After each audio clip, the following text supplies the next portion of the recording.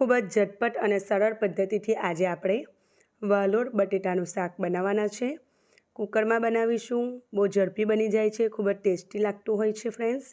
તો જો તમને મારી રેસિપીઓ ગમી તો વિડીયોને જરૂરથી લાઇક કરી અને ચેનલને સબસ્ક્રાઈબ કરજો અને મને તમારો સપોર્ટ કરતા રહેજો। ચાલો આપણે બનાવવાનું શરૂ કરીએ। એના માટે અહીં મેં એક કુકર લઈ લીધેલું છે અને એમાં 2 મોટા ચમચા જેટલું મેં તેલ લીધેલું છે।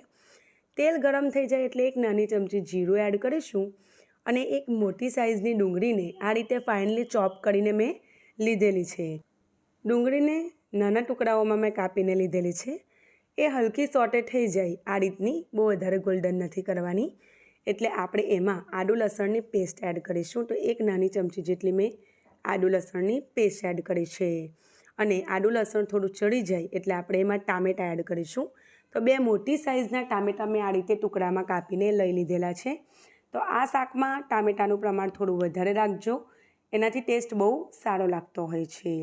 હવે આપણે ટામેટાં નાખ્યા પછી એમાં સ્વાદ પ્રમાણે મીઠું એડ કરીશું અને મિક્સ કરીશું। તો મીઠું નાખવાથી ટામેટાં ઝડપથી સોફ્ટ થઈ જશે અને હવે આપણે એમાં ટામેટાં સરસ ચડી જાય, તેલ આ રીતે સરફેસ પર આવી જાય એટલે એમાં પાવડર મસાલા એડ કરીશું। તો અડધી ચમચી હળદર પાવડર, 1 ચમચી કશ્મીરી લાલ મરચું પાવડર અને અડધી ચમચીથી પણ ઓછો તીખું લાલ મરચું પાવડર અને 2 ચમચી અથવા 1.5 ચમચી નાની એની આસપાસ મેં ધાણા જીરું પાવડર એડ કર્યું છે અને 1 ચમચી જેટલું પાણી એડ કરીશું જેથી મસાલા બિલકુલ બળે નહીં અને બધી વસ્તુને જુઓ સરસ રીતે મેં મિક્સ કરી લીધેલી છે અને તેલ પણ સરફેસ પર આવી ગયું છે।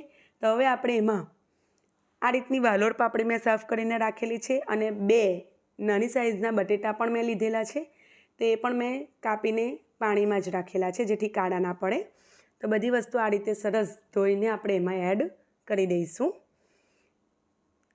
તો જુઓ એમાં ઉપરથી પછી મેં અડધી ચમચીથી પણ ઓછો ગરમ મસાલો એડ કર્યો છે અને બધી વસ્તુને એકદમ સરસ રીતે આપણે મિક્સ કરી લઈશું। તો ફ્રેન્ડ્સ આ રીતે બહુ જ ઝટપટ અને બહુ મસ્ત શાક બનીને તૈયાર થતું હોય છે અને ઘરના જ મસાલામાંથી આપણે બધું બનાવીશું।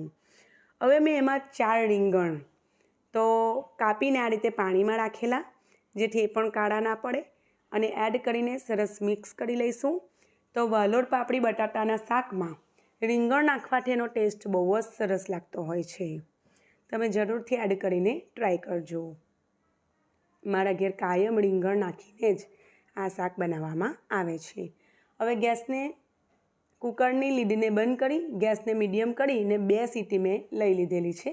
કુકર એની જાતે ઠંડુ પડવા દીધેલું અને જુઓ એકદમ સરસ એવું આપણું શાક બનીને બિલકુલ તૈયાર થઈ ગયું છે અને એમાં ગ્રેવી પણ જુઓ એકદમ કમ્પ્લીટ જે રીતની મારે રાખવી હતી બસ એ રીતનું લસલસતું શાક બનીને તૈયાર થયું છે।